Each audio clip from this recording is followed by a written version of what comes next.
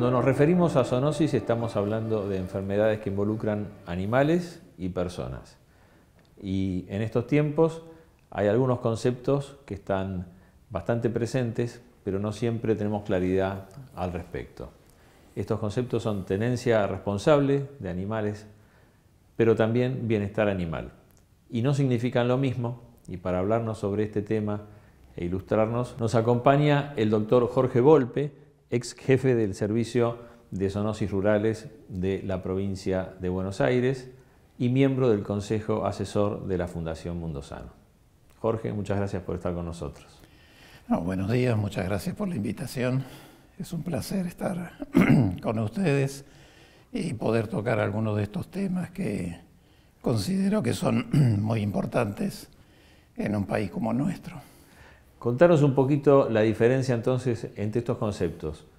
Bienestar animal por un lado y tenencia responsable por el otro. Sí, en general el término tenencia responsable se usa para lo que es la tenencia de animales domésticos de compañía. Implica, por supuesto, bienestar animal. Y el término bienestar animal lo asociamos más a aquellas especies de animales domésticas que las criamos con fines de producción bovina, equinos, cerdos, lanares. Entonces en realidad son términos que podrían ser bastante sinónimos, porque también el bienestar animal implica una tenencia responsable. Pero el término tenencia se utiliza más con el fin de expresar las obligaciones que tenemos los seres humanos para respetar aquellos animales que decidimos adoptar de por vida para nuestra compañía. Y según entiendo, estas responsabilidades que tenemos son para beneficio de los animales, pero también de nuestro propio beneficio en términos de salud, ¿verdad? Es decir, beneficias los animales, beneficias el ambiente en el cual vivimos ambos y por supuesto beneficiamos la salud de los seres humanos porque en muchas ocasiones implica disminuir los riesgos de accidente por mordedura, ya que la mayoría de las mascotas que adoptamos tienen ese potencial, perros o gatos, y a su vez limitas la posibilidad de la transmisión de lo que vos mencionabas, las zoonosis comunes entre los animales domésticos y el hombre. Y dentro de las responsabilidades que aquella persona que tiene a su cargo un animal o un rodeo de animales, desde luego hay todo un capítulo que es para las responsabilidades sanitarias. Sí, es decir, cuando uno adopta un animal tiene varios elementos que son la responsabilidad. Quizá el primero es la contención, vale para los dos. Si yo adopto una mascota o yo estoy criando en un establecimiento bovino, tengo que contener los animales en un ámbito determinado. Sobre todo a nivel de mascotas porque la mayoría son retenidas en ámbitos urbanos. Entonces hay que adaptar la mascota que se adopta a la posibilidad de contención. Ejemplo, en un monoambiente yo no podría adoptar un gran danés, porque sería imposible convivir con él. El segundo aspecto es, como vos mencionabas, la buena alimentación, la crianza adecuada, la sanidad, obviamente el respeto hacia el animal dentro de su ambiente, y también respetar el entorno de la ciudad donde estoy, siempre refiriéndome a mascotas, y respetar al resto de la sociedad que convive conmigo.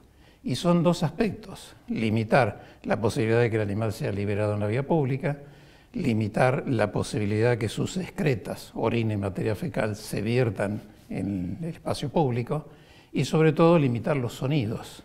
Es decir, es muy difícil convivir en un edificio de propiedad horizontal con perros, por ejemplo, que estén ladrando continuamente.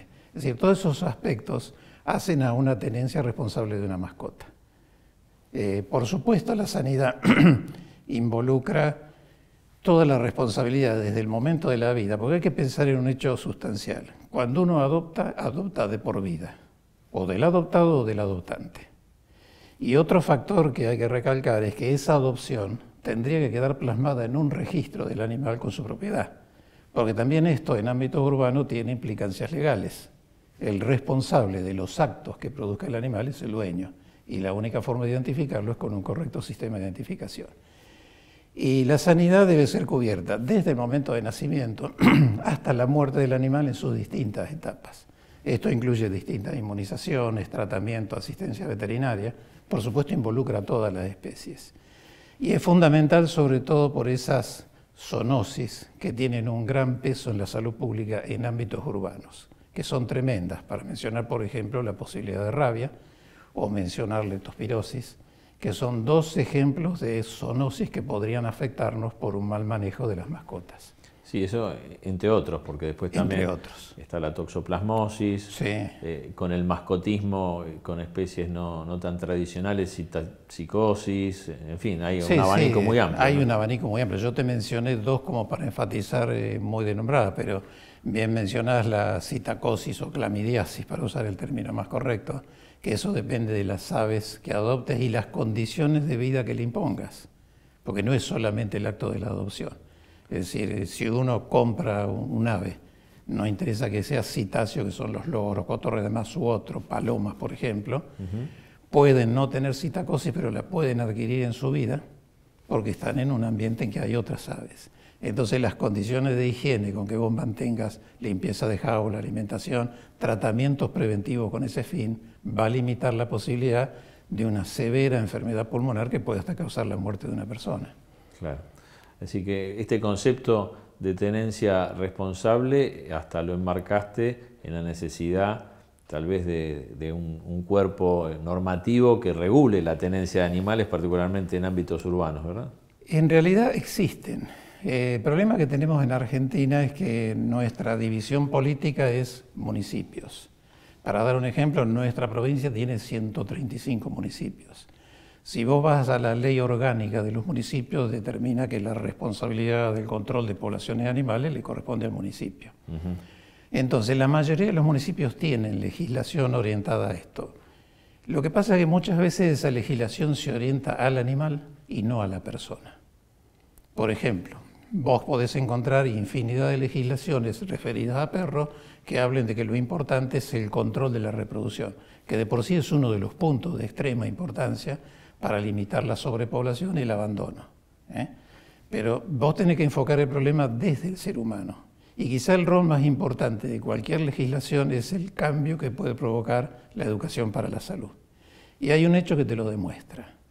¿Cuáles son los países que tienen menor cantidad de problemas referidos a animales como perros o gatos en situación de abandonos?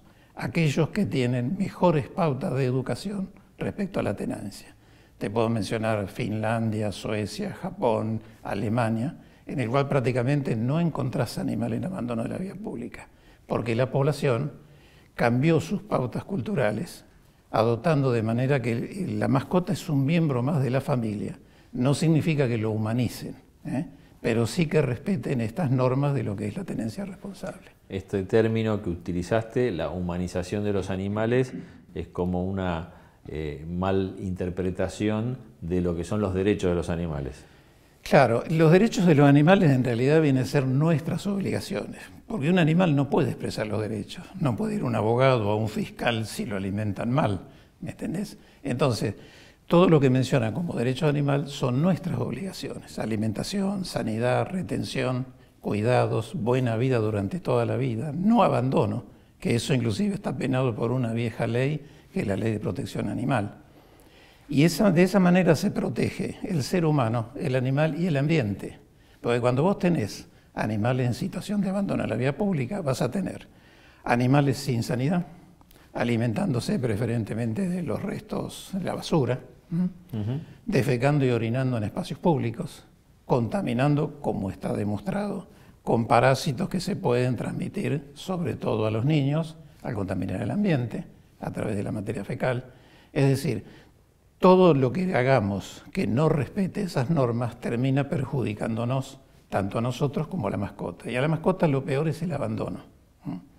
Y sobre todo aquí hay un aspecto puntual que es limitar la reproducción, pero dentro de estas normas de tenencia, de manera tal que la reproducción dentro de un domicilio no se termine después abandonando 10, 15 animales a la vía pública, que es lo que sucede normalmente, y por eso tenemos en ocasiones lugares con abundancia de animales en libertad absoluta. Sí, de hecho hay muchos municipios o áreas dentro de un municipio en nuestro país donde hay más canes que humanos.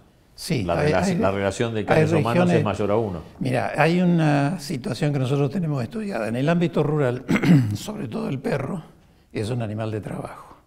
Y cuando vos haces cualquier encuesta vas a encontrar que el número de humanos viviendo en la zona rural es lo mismo que el número de perros. La relación es 1 a 1.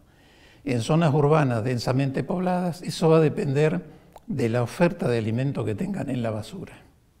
Lugares con mayor desorden, con mayor posibilidad de alimento, mayor número de perros. Y ahí la relación puede aumentar, o lugares donde está restringida la alimentación disminuye, porque es eso lo que le permite al animal libre sobrevivir. Y hay un hecho que no nos tenemos que olvidar: la contención adquiere particular importancia cuando el animal que se adopta tiene un potencial de agresión muy elevado. Yo no digo raza peligrosa como se ha catalogado y como se han hecho legislaciones, sino animales de más de 20 kilos de peso, con gran musculatura, mandíbulas grandes, porque esos animales liberados en la vía pública sin control, con alguna agresividad, terminan, como lo reflejan muchas veces las noticias, con la muerte de personas inocentes. Y ni contar lo que frecuentemente tenemos, que son las agresiones por mordedura. Todos estos animales que están en libertad delimitan, marcan territorios, y cuando algún ciclista, un peatón que está usando su derecho de circular libremente, es agredido y mordido, te genera dos problemas serios: la mordedura en sí y la posibilidad de que ese animal mordedor esté padeciendo una inoculación de rabia, que a veces no se puede hacer su seguimiento, hay que hacer tratamientos prolongados con vacuna. Es decir, todo esto está empalmado en esta circunstancia que comentamos. Por eso muy interesante lo que señalaste de la otra cara de la moneda cuando se habla de los derechos de los animales, hablar de las obligaciones de las personas. Y son obligaciones hacia los propios animales y hacia los otros conciudadanos con los que se comparte un ambiente común. Sí, sí, porque después tenés problemas entre ciudadanos por la agresión, por el sonido. El retener cada día, el ser humano por ahí se aísla de seres humanos y adopta más mascotas. Esto pasa en las grandes ciudades. Y, por ejemplo, en un monoambiente tienen un perro y se van a su trabajo y el perro queda ladrando todo el día. Y los pobres vecinos tienen que estar con una contaminación sonora que a veces es insoportable. Y eso lleva a conflictos entre seres humanos, ¿no? Mencionaste en más de una oportunidad ya, y porque tiene una importancia tan grande, la rabia como una de las enfermedades vinculadas a animales, porque afecta el virus de la rabia a todos los mamíferos, es decir, que tanto animales que acompañan al hombre como los silvestres. No cabe la posibilidad, por lo tanto, de la erradicación, pero sí de un manejo adecuado mediante la vacunación. Es increíble, pero anualmente aproximadamente 60.000 personas mueren por rabia humana, en el mundo, por casos sí, de rabia humana en el mundo. En el mundo. ¿Cómo está la cobertura de vacunas? ¿Cuál es la actitud de la gente en ese sentido en nuestro país? Yo creo que en general la cobertura global no es buena. En algún momento la rabia fue un tremendo problema por el genotipo 1 del virus rábico en los grandes centros urbanos. La ciudad de Buenos Aires, todo lo que es el conurbano, las grandes ciudades, La Plata, en fin, otras del país yendo hacia el norte, quizá aún peor la situación. El público no tiene idea de lo que significó controlar ese problema, porque el Estado en ese momento se hizo cargo de, a través de la vacunación masiva de todos los perros, ir limitando la posibilidad de expansión de ese tipo de rabia que es el genotipo 1, o virus calle como se lo denomina, que es el que facilita la transmisión entre perros.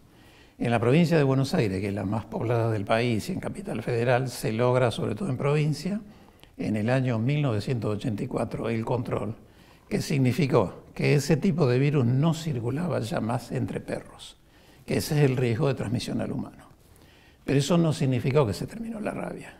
Y ahí el Estado dijo, bueno, yo ya no tengo el rol de vacunador exclusivo, sino que todo tenedor responsable, una vez al año, tiene que ir a su veterinario o a un servicio público, porque hay oficiales gratuitos, y proceder a la vacunación. Es decir, el Estado le transfiere al tenedor mantener esa protección. Y uno dice, bueno, si se terminó la rabia, ¿por qué parar con la protección? Hay otros virus rábicos que están arriba, pendiendo en el cuerpo de los murciélagos, que esto está demostrado en la Capital Federal y en la mayoría de los distritos del país. Y ese tipo de rabia es incontrolable, en el sentido de que en esa especie silvestre no la vamos a poder controlar. Entonces esto obliga a mantener la pauta de vacunación por el accidente que pudiera haber por contacto, por mordedura con esta especie silvestre.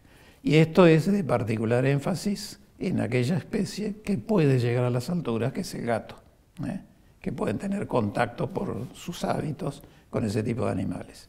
De hecho, fíjate que en el año 2020, y esta fue una pésima noticia en la provincia de Buenos Aires, tuvimos un ser humano muerto por rabia en el municipio de Coronel Suárez, a raíz de una mordedura por un gato afectado de rabia proveniente de contacto posiblemente con murciélago.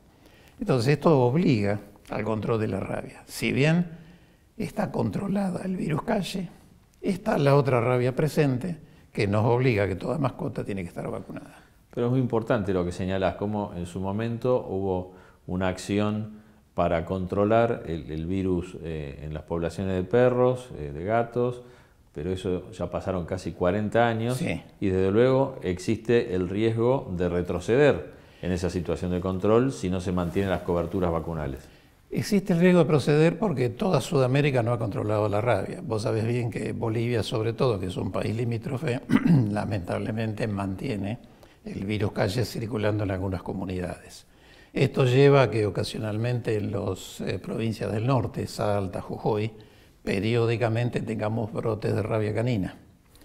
Pero hoy en día, con los medios de transporte que tenemos, prácticamente no hay fronteras. Es decir, la posibilidad de que un animal incubando rabia desde Bolivia o desde una zona donde se produjo un brote ingrese a nuestro destino son por ahí 24 horas.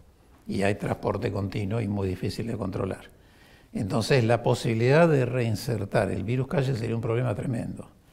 Porque la gente tiene que entender que las campañas de erradicación no incluyeron solamente la vacunación, sino que también en aquellos momentos, hace muchos años, se practicó la eutanasia de muchos animales que estaban en situación de abandono porque era imposible lograr el control. Entonces, para no tener que acceder a ese tipo de prácticas y no volver a pasar por lo mismo, lo importante es la maniobra de vacunación.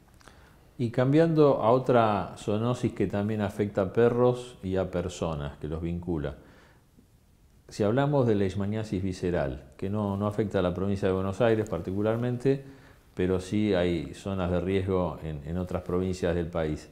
¿Qué importancia tiene la atención, por un lado, veterinaria y el relacionamiento con la salud humana, este enfoque integrado del manejo de la salud como un todo? Vos fíjate que los problemas más serios de la leishmaniasis en el norte de nuestro país, en provincias, podría ser desde Corrientes quizá para arriba, Misiones, probablemente Chaco, Formosa, el serio problema de la leishmaniasis animal lo tenés en los animales en abandono, que ellos pueden provocar, ser la fuente de infección del vector, que es el simulio que podría picar, digamos así, en términos sencillos, perros como humanos. Y tenés el otro problema, que cuando la enfermedad se da en una mascota que está retenida, intentan acceder a tratamientos. Y eso puede llegar a provocar resistencia a los tratamientos que tenemos para los seres humanos. De ahí, fíjate el énfasis que tiene limitar la población de animales sin control, de manera tal de que no haya núcleos de animales continuamente lesionados que estén abasteciendo de leishmania a los vectores. Pues esa es la manera de proteger directamente las mascotas que se retienen en buena condición. Sí, también en las provincias del norte hay mucho tránsito de personas, pero también de animales, Sí. Con países limítrofes donde tal vez hay situaciones un poquito más complejas hoy por hoy. Pero el riesgo es compartido. Es compartido y la frontera para los animales no existe. Ya de hecho nuestras fronteras, tanto con Paraguay como con Bolivia, son muy permeables, digámoslo así. Y los animales obviamente no tienen que presentar un pasaporte para pasar por algún lugar, ¿no? Pero generalmente es la actitud de las personas la que permite ese tránsito. Y esto lo vemos frecuentemente en rabia. Vos fíjate cómo periódicamente Argentina en algunos momentos se declaró el total del país libre de rabia canina. Hubo momentos que nuestro país tuvo eso como un hecho orgulloso, digamos así. Y lamentablemente por fallas en la inmunización, a veces en Paraguay, a veces en Bolivia, ingresaron perros con rabia y terminamos con brote en Orán, en Salta, en Jujuy, que después resulta muy difícil controlar, porque las medidas de control cuando se instala un brote dentro de una comunidad implican no solamente la vacunación, sino también retirar los animales sin control de la vía pública, que son los que están entre ellos transmitiendo la rabia. Muy interesante todo lo que nos dijiste. El rol de los tenedores de animales de compañía es fundamental, es un acto que requiere de un profundo sentido de responsabilidad. ¿Cómo ves eso, ese tipo de actitud y relacionándolo con el bienestar animal en el caso de los productores de bovinos, de equinos? Todos tienen prácticamente circunstancias que son bastante similares. Por un lado, la retención en lugares adecuados, eso le da a los animales, digamos así, entre comillas, ciertos derechos, que son las claves del bienestar animal, son elementos que le permiten la libertad de vivir dentro de un entorno, por lo menos dentro de lo que se llama bienestar. Si vos te dedicás a la cría de bovinos, de cerdos, de equinos, las condiciones del lugar tienen que estar adecuadas a la especie. Es decir, uno no podría criar bovinos, tener 100 bovinos en una granja de 5 hectáreas. Para darte un dato así en forma general, en nuestra pampa, que no es tan productiva, sobre todo por la sequía, requerís por lo menos 1 hectárea, 1,5 hectáreas por cabeza. Para dar un término general, esto puede variar porque hoy en día los sistemas de crianza han variado. Vos sabés que por un lado está la cría, producción de terneros y después esos animales entran en una engorde intensivo en lo que se llama feedlot, que a veces no están tan bien adecuados al bienestar animal. A veces en las rutas se perciben por el mal olor, lo cual indica que no se están cumpliendo excelentes prácticas de bienestar. Pero hay que adecuar el lugar y te voy a dar un ejemplo de lugar y zoonosis. En nuestro país tenemos una endemia que afecta al ser humano de origen alimentario, que es la triquinosis. Cuando vos analizás los múltiples brotes de triquinosis humana, hacés la investigación epidemiológica. Y esta enfermedad alimentaria se produce por carne de cerdo cruda, en forma de embutidos o chacinados. Y llegás al lugar de crianza del cerdo, es decir, se genera un brote, 50, 100, 200 o más personas, se hace la investigación, se llega al origen donde se crió el cerdo que produjo ese alimento, te vas a encontrar que la crianza es en aquello que se denominaba chiquero. Región suburbana de pequeñas o grandes localidades, o urbana, en condiciones de hacinamiento total, en medio del barro, alimentado con restos de basura y conviviendo con ratas. Ahora, la gente al cerdo le da el nombre de chancho. Y en realidad, como decía un maestro en estos temas de producción, chancho no es el cerdo, sino quien lo cría. Porque el cerdo es una de las especies más limpias dentro de la escala animal comparando con el humano. Identifica un lugar de alimentación, un lugar de dormir y un lugar donde hace sus necesidades si puede. Ahora, si se le limita el espacio, obviamente va a vivir en un chiquero motivado por el ser humano. Pero fíjate vos, como una condición ambiental, contacto con ratas, mala alimentación, con basura, sin control sanitario, en contacto con otras especies silvestres. Hoy tenemos problemas de jabalíes silvestres con triquinelosis. Eso deriva después en que a través de la falta de controles bromatológicos adecuados se llegue a un alimento que atrae la voluntad del consumidor, sobre todo si no ha pasado por los controles muchas veces, por el rótulo de casero, como lo hemos mencionado, y termina generando enfermedad, a veces grave, en un número elevado de personas. Es decir, una endemia de los humanos provocada por condiciones ambientales y la absoluta falta de esas pautas de libertad.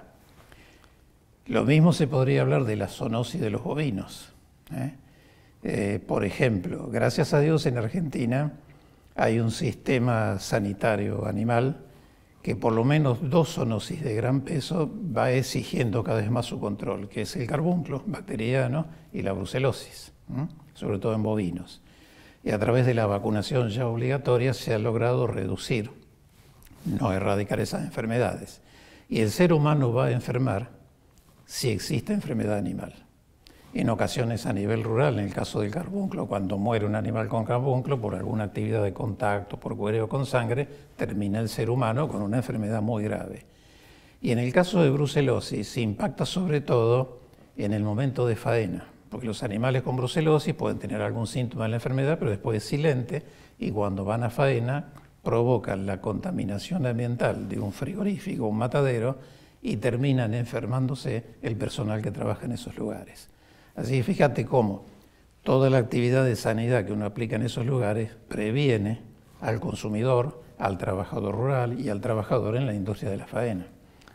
Y acá hay todo un espacio para comunicar a la gente de estos riesgos, ¿no? También como para motivarlos a que tengan conductas responsables, los productores, los tenedores de mascotas, pero también los consumidores eventuales de chacinados que no tienen una trazabilidad que garantice las adecuadas prácticas de producción. Sí, porque todo eso involucra no solamente el problema de triquinelosis, generalmente lo llamativo es esa parasitosis, pero vos pensás que si no hay adecuados controles en ese tipo de elaboración, vos podés incorporar una carga bacteriana, por ejemplo, por mal manejo de manipulación. Y vos lo que te da garantía de ese tipo de alimentación son los rotulados, todo ese tipo de alimentos, sobre todo elaborados en base a carne cruda, que no ha pasado por un proceso de cocción, sí o sí tiene que tener un rótulo identificador de un establecimiento habilitado que debería tener, y la mayoría de veces lo tiene, buenas prácticas en la elaboración de alimentos para prevenir este tipo de enfermedades.